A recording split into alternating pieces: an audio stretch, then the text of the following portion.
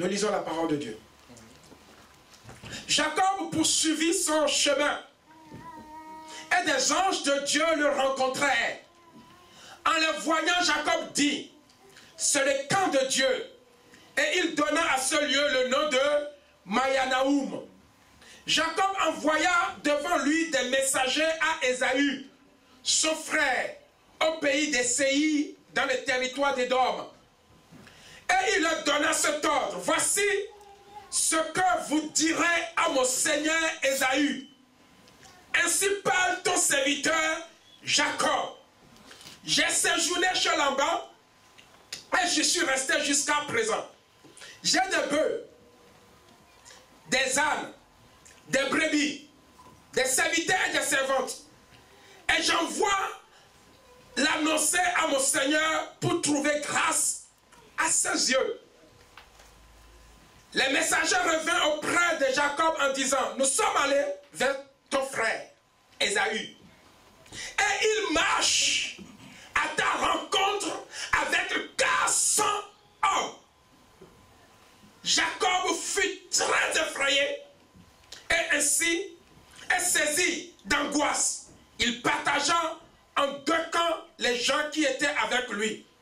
Les brebis, les bœufs, les chameaux, et il dit, si Ésaü vient contre l'un des camps et le bat, le camp restera, le camp qui restera pourra se sauver. Le verset 24. Jacob demeura seul. Alors un homme lutta avec lui jusqu'au lever de l'aurore.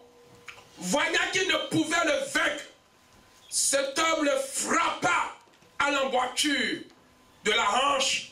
Et l'emboîture de la hanche de Jacob se démit pendant qu'il luttait avec lui. Il dit, laisse-moi aller, car l'aurore s'élève. Et Jacob répondit, je ne te laisserai point aller, que tu ne m'aies béni. Amen. Il lui dit, quel est ton nom? Et il répondit, Jacob. Et il dit encore, ton nom ne sera plus Jacob, amen, mais tu seras appelé Israël. Amen. Car tu as lutté avec Dieu et avec des hommes, et tu as été comment? Vainqueur.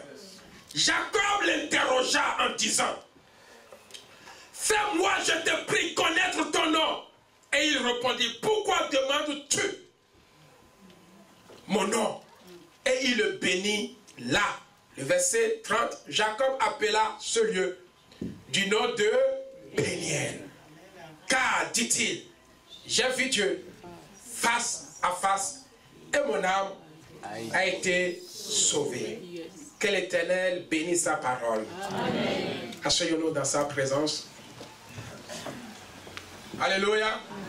Bien-aimé, le désir de Dieu pour toi n'est rien d'autre que tu sois transformé. Amen. Bien-aimé, dans la transformation, ce n'est que dans la transformation que tu as le succès, que tu as la réussite. Si tu n'es pas transformé et que tu as le succès, arrivé à un moment de ta vie, manque de la transformation fera que ta réussite va s'arrêter. Quelqu'un se lève et dit gloire à Jésus. Gloire à Jésus. Amen. Amen. Si tu es appelé à quelque chose et que ta vie n'est pas transformée et que tu possèdes des biens, à cause de ton état, ton travail va s'arrêter. Pourquoi? Parce que ton caractère, ton comportement va agir sur ce que tu as. Amen. Amen. Alléluia. Amen. Et le désir de Dieu, ce n'est pas de te donner quelque chose d'une manière directe, mais c'est de t'amener à la transformation afin que tu vives longtemps la chose. Amen. Quelqu'un dit, je désire transformer cette année. Alléluia. Bien-aimés, comme nous le disons, la parole déclare à ceux-là qui l'ont reçu. Dans le livre de Jean, chapitre 1er, verset 12. Nous le lisons.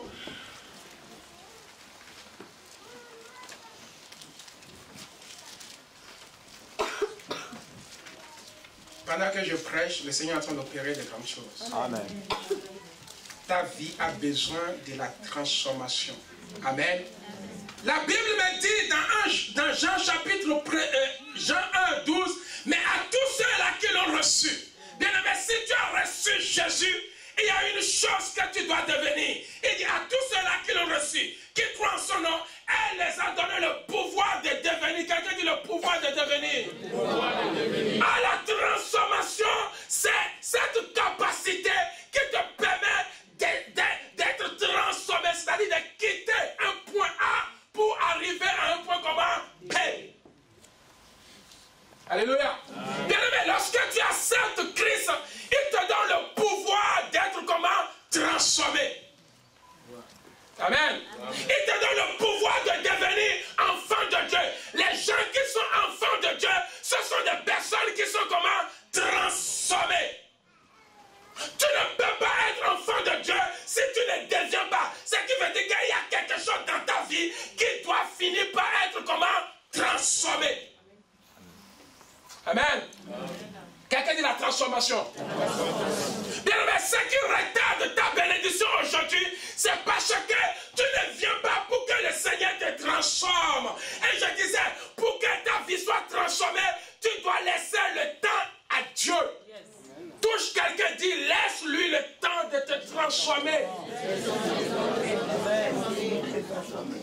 Amen. Bien aimé, pour que ta vie soit transformée, il lui faut du temps. Il faut que tu donnes du temps à Dieu pour faire son travail. La Bible me dit que tous ceux-là qui sont en Christ, ils sont devenus quoi? Une nouvelle créature. Les choses anciennes sont passées. Autrement dit, la transformation, c'est le fait de quitter les choses anciennes et de rentrer maintenant dans de nouvelles choses. Bien-aimé, tu ne peux pas être en Christ et les choses anciennes demeurent encore en toi. Autrement dit, quand je te regarde, je ne peux rien voir du monde encore en toi. Entre-temps, on ne peut pas t'appeler une nouvelle créature aussi longtemps qu'en toi, il y a toujours l'ancienne qui demeure. Autrement dit, on va t'appeler une personne hybridée en Christ. Amen. Amen. Parce que ce que Dieu veut, bien aimé, j'aimerais te dire la vérité. L'église que Dieu veut, c'est l'église sans ride, ni tache.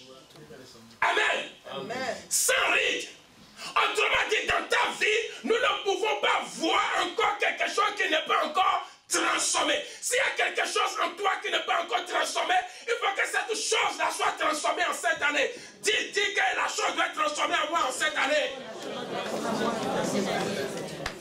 Amen. Amen. La Bible dit, si quelqu'un est en Christ, les choses anciennes sont passées. Voici toutes choses sont devenues comment? Nouvelles. Bien-aimé, tu as besoin de vivre de nouvelles choses. Amen. Alléluia. Tu as besoin de vivre de nouvelles choses. Lorsque le Seigneur parle de la transformation, c'est-à-dire qu'il veut donner la force à ce qui est faible en toi.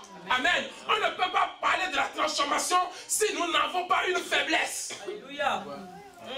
C'est la faiblesse qui nous pousse à dire, Seigneur, transforme-moi à cause de ma faiblesse. Dieu ne peut jamais te transformer à cause de ta capacité, à cause de ta force.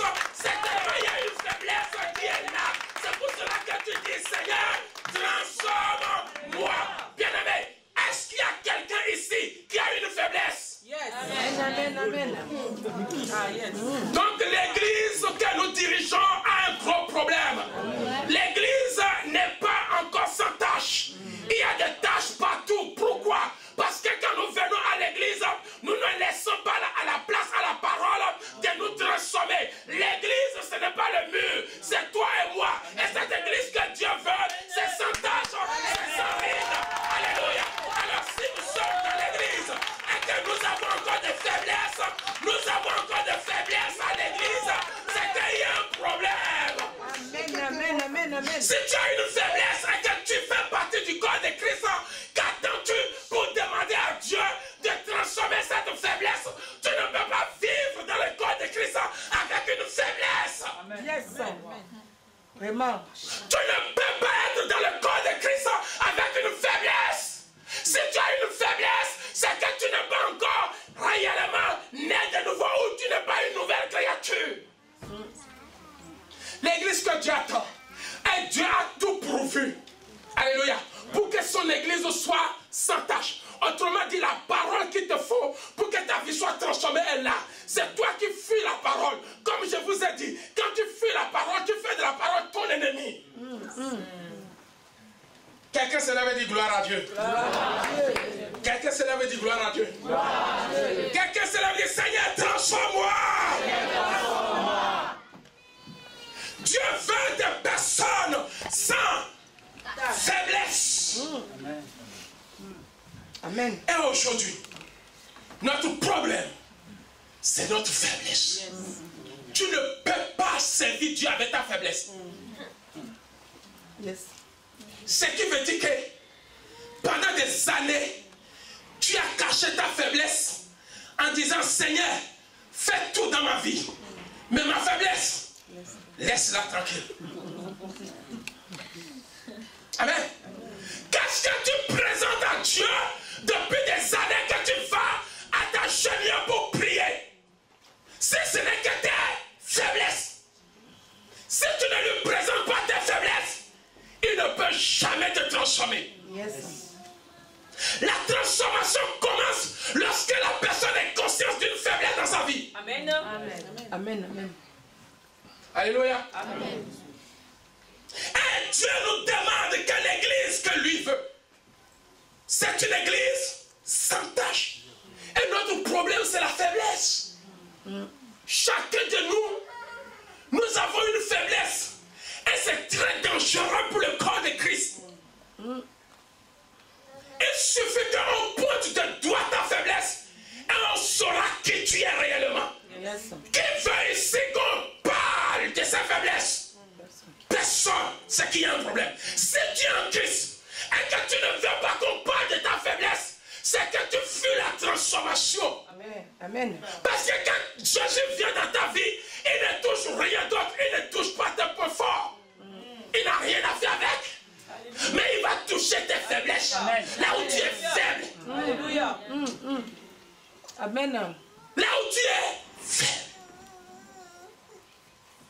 Alléluia. Amen.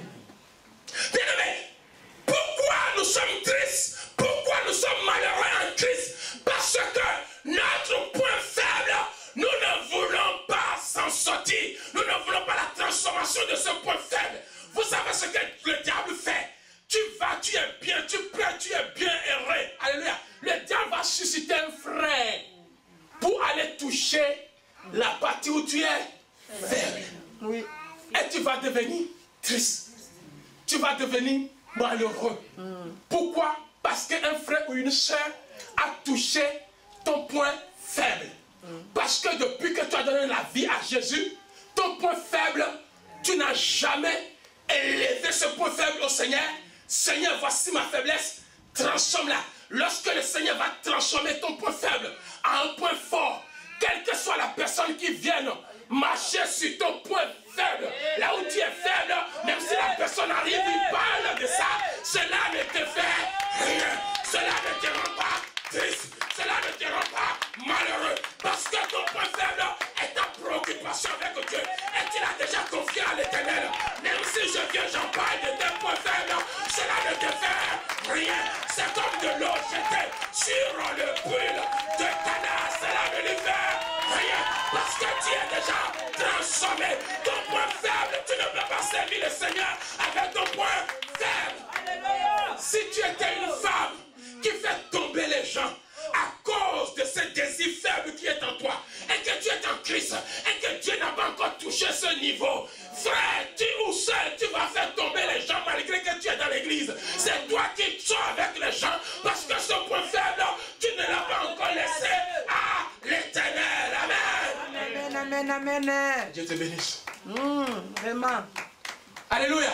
Bien aimé, cette année, il faut que les choses changent en nous.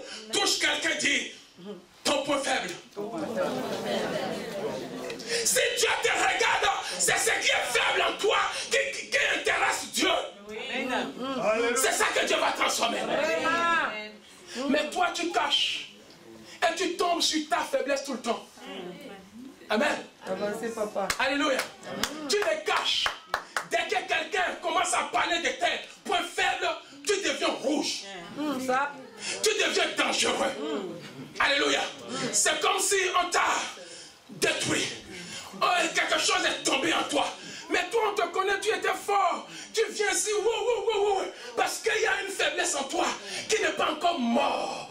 Qui n'est pas encore mort. Bien-aimé, ce que Dieu veut pour toi cette année, donne ta faiblesse à Dieu.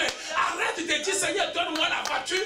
Aussi longtemps que ce que Dieu doit faire, il ne l'a pas encore fait. Qu'est-ce que tu vas faire avec la voiture? Aussi longtemps que ta faiblesse est la colère, tu n'as pas encore fini avec la colère. Tu vas prendre la voiture demain. Tu vas faire l'accident à cause de la colère. Amen. Dieu te donne la voiture parce que tu n'as pas encore maîtrisé son point faible. Ta femme t'a fait quelque chose qui t'a énervé. Tu sors, tu prends la voiture, tu fais l'accident. Un enfant de Dieu. Parce que toi, au lieu de regarder, de demander au Seigneur le point faible dans ma vie, c'est ça que je veux que tu transformes cette année. C'est ça que je veux que tu transformes cette année. Mais tu laisses ton point faible. Qu'est-ce que tu vas faire avec le micro? Alléluia, tu vas finir de prêcher, tu vas descendre.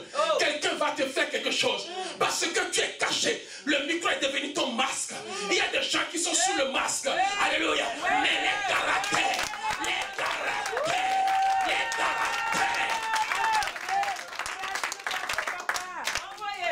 Amen. Merci. Quelqu'un dit la transformation.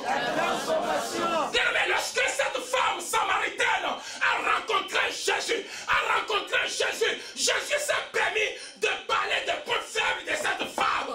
Elle est devenue rouge. Aïe, hein. Ça. Amen. Amen. Jésus lui dit, toi, cette femme, je te connais. A commencé à prononcer les points faibles de cette femme. Bien aimé, ce qui a fait la délivrance de cette femme a avoué, a accepté ses points faibles. Amen. Et je dis, puisque tu as accepté tes points faibles, et que tu es comme ça, et que tu ne veux plus marcher dans tes faiblesses, là où tu es faible, comme tu as pris la résolution de ne plus marcher dedans, voici l'eau vive. Reçois ma parole. Bien-aimé, parce que cette femme a connu, à cause de sa faiblesse, qu'elle a laissé Dieu transformer sa faiblesse, elle est partie en commençant à témoigner. Qu'est-ce qu'elle a témoigné? Elle a témoigné de ses faiblesses. Amen. Elle a témoigné, dit, venez voir l'homme qui m'a dit que j'avais 7 ou 6 comme mari. Mais ses amis-là ne savaient pas que cette femme était prostituée. Mais puisque cela a été révélé par Dieu, elle n'a pas hésité à dire à ses amis que moi, j'étais prostituée, que moi, j'étais alcoolique, que moi, je fumais, que moi, j'étais ci, que moi, j'étais ci. Parce qu'elle n'a pas envie de revenir dans sa faiblesse. C'est pour cela qu'elle s'est permis d'en parler à des gens. Beaucoup parlent de la faiblesse au pasteur. Pasteur ne dit à personne. Là, c'est qu'il y a un gros problème. Amen. Ce qui veut dire que tu pousses la faiblesse de revenir. Quand tu es dans la maison de Dieu, et ta faiblesse, on ne doit pas dire. Le jour où le pasteur en parle à quelqu'un, c'est fini. Tu quittes. Le pasteur a dit que moi je bois trop. Mais quel est ce pasteur? Ta faiblesse, tu l'as confiée à Dieu. Dieu fait de ça ce qu'il veut. Pour témoigner que c'est moi qui t'en sors de l'alcoolisme. C'est moi qui étais prostituée, qui t'a fait sortir de la prostitution. C'est moi. Il faut que d'autres entendent. Pour que ces gens-là aussi se lèvent pour chercher le Dieu qui guérit les gens qui sont prostitués.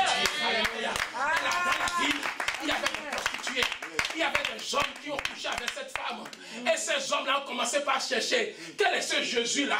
Alléluia. Nous aussi, on va aller le voir. Nous aussi, on va aller le voir. Bien aimé, quand tu es dans la maison de l'Éternel et que tu as des faiblesses en toi, dis-moi que tu es. Laisse-moi te dire que tu as encore du travail à faire.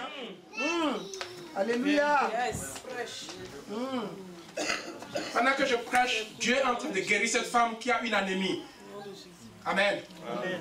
Alléluia. Amen. Dieu est en train de guérir cette femme qui a une anémie.